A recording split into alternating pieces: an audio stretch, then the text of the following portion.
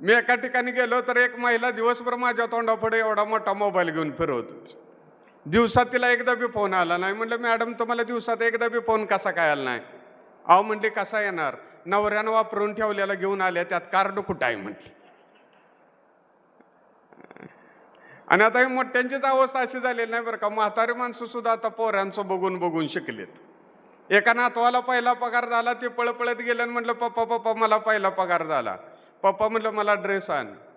Mummy म्हणली, साडी आण. दीदी म्हणले, ड्रेस आण. कोपऱ्यात आजोबा बसलो होतो. आजोबाजवळ गेलं आणि म्हणलं, आजोबा आजोबा तुम्हाला काय आणू दे? आजोबानं म्हणायचं का नाही, मला चप्पल आण, काठी आण, भगवद्गीता आण. आजोबा म्हणतोय, मला मोबाईल आण. नातू म्हणला, म्हाताऱ्या शेवटचीच इच्छा आहे, आता शेवटचीच म्हटली पाहिजे हो.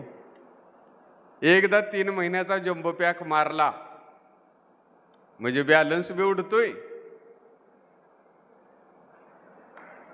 बस तुम्हाला कळालं, समाधान आहे. नाही साहेब, काय होतंय, आम्ही एका कॉलेजवर कार्यक्रमाला गेलो, मराठीत कथाकथन करतोय म्हणून मराठीत म्हणलं, कृपया आपले भ्रमणध्वनी कंपन स्थितीत ठेवावेत. तर मराठीच्या प्राध्यापकाने माझा शर्ट वडला आणि म्हणले, लागलंच मोबाईलचं बी सांग.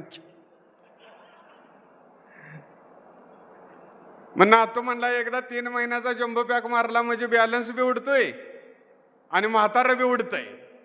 म्हणून म्हाताऱ्याला मोबाईल घेऊन दिला. म्हाताऱ्यानं ठेवायचा कुठं म्हणून धोत्रात बांधला. चौकात गेल्यानं रिंगटोन वाजला, lungi dance, lungi dance, lungi dance. म्हाताऱ्याला कळणं नेमका कोणत्या गाठीत बांधलाय. म्हाताऱ्याने 1-2 गाठ सोडली, मोबाईल काढला, नातवा संग बोलत 100-150 फूट गेलं.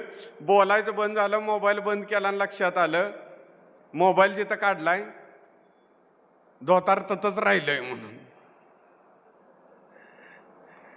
त्यामुळे आता मोबाईल कोणाकडे नाही असं राहिलेलं नाही. फक्त एक अर्धा तास, पाऊण तास आपण मोबाईल शिवाय राहता येतोय ह्याची तर आपल्याला खात्री व्हावी म्हणून मी तुम्हाला सांगितलं. आणि आता बऱ्यापैकी सगळेजण आले तर मी जावं आनंदाच्या गावा ह्या विषयावर व्याख्यान देतो बरं का. विषयाचं नाव ऐकलं की माणसं मला फोन करून म्हणते, जावं आनंदाच्या गावा, आनंदाच्या गावाला जायला बायकोला घेऊन जायला लागतं काय म्हणते. मी म्हणलं का? मग मजा कसली म्हणली त्यात.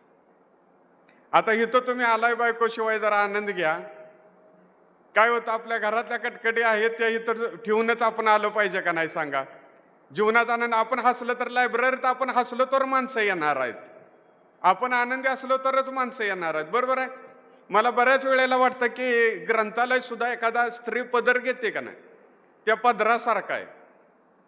सगळ्या गोष्टी, माणूस निराश झाला तरी ग्रंथालयात आला पाहिजे, आनंदी झाला तरी ग्रंथालयात आला पाहिजे, रागावला तरी ग्रंथालयात आला पाहिजे. जसं स्त्री पदराचा वापर कशी करते हो, ऊन लागले की डोक्यावर घेते का नाही, थंड वाजायला लागली की लगेच कानावच्या पुढे घेते का नाही, उकडायला लागले की त्यानंच वारं घेते का नाही. आता ती रस्त्याने निघाली.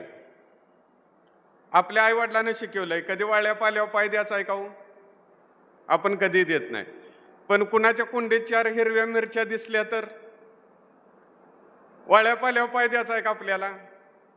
पण 4 मिरच्या दिसल्या तर लगेच आपण त्या वट्यातच घेतो का नाही, पदरात घेतो. कोण रडायला लागलं तर त्याच पदरानं डोळं पुसतो का नाही. आपण दुपारचा रडायला लागलो त्याच पदरानं डोळं पुसतो का नाही. सर्दी झाली त्याच पदरानं नाक पुसतो का नाही. नवरा जेवाय आला ताट त्याच पदरानं पुसतो का नाही. ती विषानं आपलं हँडवॉशनं हात धुवून जेवाय बसते. मला एक जण म्हणला, माझ्या बायकोसारखी टेस्ट हॉटेलमधल्या जेवणाला सुद्धा नाही. मी म्हणलं, कशी असणार र, वेटरला पदूर कुठं आहे म्हटलं. ऐक ना, आम्ही एखाद्या कार्यक्रमाला गेलो आणि येत असताना तिथं लिहिलं घरच्यासारखे जेवण मिळेल. आईला म्हणलं, चांगलं झालं प्रवासात आपण फिरत असतो या, आणि बाहेरलं खाऊन खाऊन कंटाळा आलोय म्हणून जाऊन बसलो. त्या महिलेनं जेवाय वाढलं, चपाती संपली, दुसरी चपाती मागितल्यावर तिनं आणून टाकली आणि जरा पुटपाटली. मला ऐकू आलं पण म्हणलं खात्री करावी म्हणून म्हणलं, तुम्ही काय म्हणला हो? मला म्हणली गिळा, म्हणली गिळा. मी म्हणलं, तुम्हाला काय कळतं का, गिळा म्हणताय? मग म्हणले, तुम्हाला घरच्यासारखं कसं वाटायचं?